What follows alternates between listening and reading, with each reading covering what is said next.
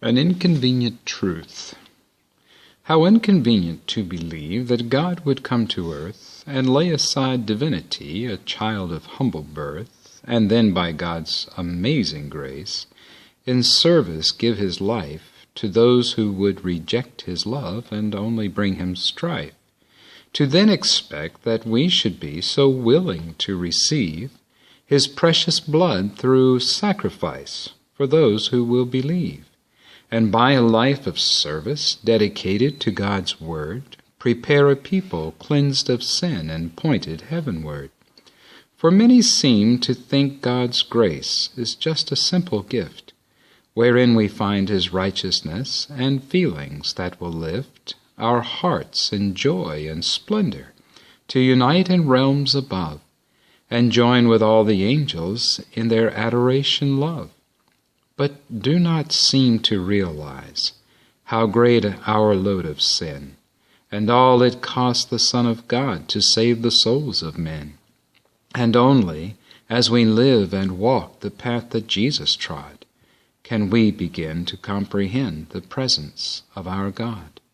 the presence that his Spirit gives to those who will believe,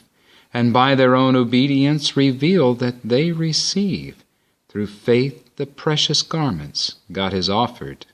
at his hand,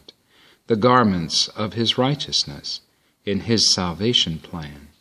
the garments that he longs to place upon our nakedness